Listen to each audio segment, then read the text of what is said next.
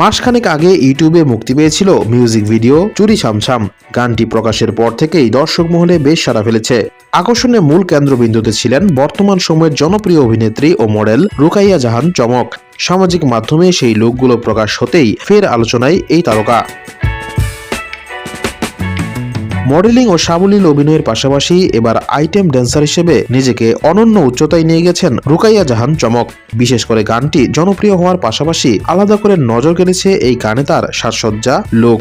লাল শাড়ি, হাতে রেশমি চুড়ি আর ভারী গয়নায় তাকে দেখাচ্ছিল অনবদ্য ও মোহনীয়।